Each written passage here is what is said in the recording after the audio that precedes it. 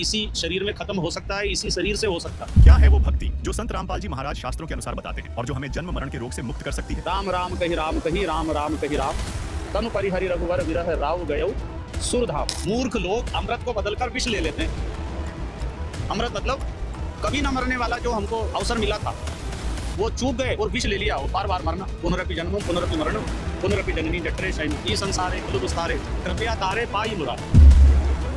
भाई ये तुम बोलते ही सबका मालिक है, पर है कौन? तो मानव मात्र के जीवन का जो उद्देश्य है, चाहे नरेंद्र मोदी जी हो या एक मजदूर, उनके जीवन का जो लक्ष्य एक ही है, सदा के लिए सुखी होना, जन्म मरण से मुक्त होना, मोक्ष पद प्राप्त करना।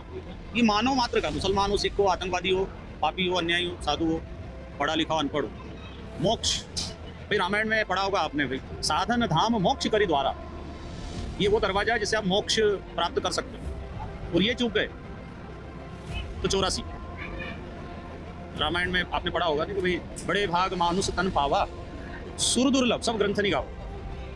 मैं कथाओं में बहुत बोलता था, ये चौपाई मेरे को प्रीत थी, पर समझ में अब आया। भाई बोलना अलग है, बच्चा भी याद करके बोल सकता है, 4 मंत्र याद चौपाई कोई बड़ी बात नहीं है, लेकिन उसको समझना ये इसलिए कहा ना, पोथी पढ़ पढ़ झुक गया पंडित भया न कोई। पढ़ना और समझना अलग विषय। ये लिखा हुआ तो पहले से था, वो सब कबीर बीजक, और हमने स्कूलों में भी वो दोहे पढ़े, नीति के दोहे, सुभाषितानी दोहे। उस समय पढ़ा था हमने कि पाहन पूजे हरि मिले, मैं पूजो पहाड़, या से चाकी भली पीस खाए। उसी बात को आप गुरु जी ने ओपन शास्त्र के अनुसार करा। सबसे बड़ी विशेषता ये है हमारे गुरु जी की कि वो प्रमाण से बात करते हैं कि भाई गरुड़ पुराण में लिखा है, देवी भागवत में लिखा है, भागवत में लिखा है, तो उसको कोई नकार नहीं सकता। भाई ये तो लिखित है ना। हाँ, ये बात मन तो कुछ नहीं, वो कुछ है सही है, वो पहले से लिखा, खाली वो पढ़ के बता रहे। बस बस सही है। भाई आप जो कर रहे हो वो पढ़ लो, उसके लाभ क्या है और उसकी हानि क्या है। सही है।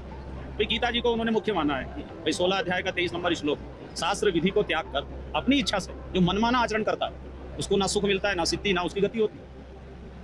अब वो शास्त्र विधि को गुरुजी ने ओपन कर दिया। अभी तक क्या मनमाना ही आचरण था, भाई हमारे दादा परदादा करते आ रहे, परंपरा से वो हम कर रहे हैं। लेकिन जब लिखा कुछ और कर कुछ रहे तो उसमें थोड़ा सा विरोध भी हुआ उनका, लेकिन शिक्षित समाज है तो स्वीकार करेगा। भाई अब आप आए तो आप देख रहे हैं ना सच्चाई क्या है, इसमें विरोध की कोई बात नहीं।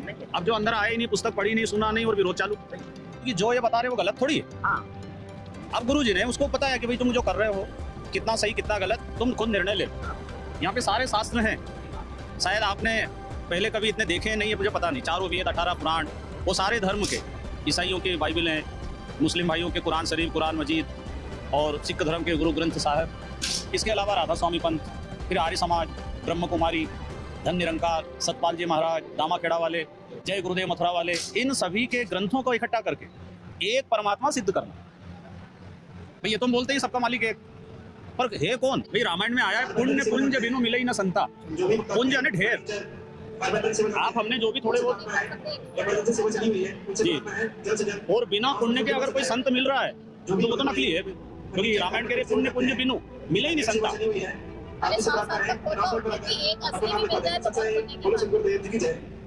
तो सुर दुर्लभ मतलब देवताओं को दुर्लभ है जो शरीर हमको मिल चुका है।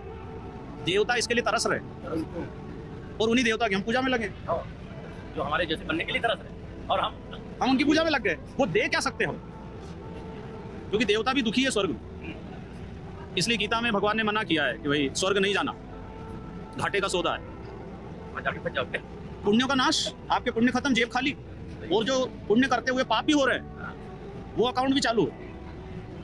और गुरुजी जो भक्ति बताते हैं ये पाप नाशक भक्ति, खाली आपके पुण्य बचेंगे और पुण्य से ही आप उस परम पद को पा सकते हो जिसलिए जीवन मिला। देवताओं को दुर्लभ शरीर हमें मिल चुका है, अभी हम बैठे हैं, वो चर्चा वही चल रही है। क्योंकि देवता स्वर्ग में है, वहाँ बोर्ड लगा देते हैं कि आपका पुण्य 6 महीने बाद खत्म हो जाए, जैसे बैलेंस आ जाता ना, 2 दिन बाद खत्म हो जाए, रिचार्ज कर लो ही। अब वहाँ पे पुण्य कमाने की व्यवस्था नहीं है, वहाँ खाली भोग भोग सकते हो। अब सराय नाच रही, फूल बरस रहे, जेब खाली हो जाएगी, फिर वहीं गेट खोल के उधर नरक।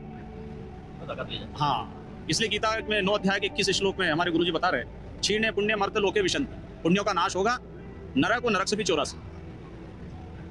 और रामायण में राम जी भी यही बात बोल रहे हैं, यह तन कर फल विषय न भाई, स्वर्गो स्वल्प अंत दुखदाई।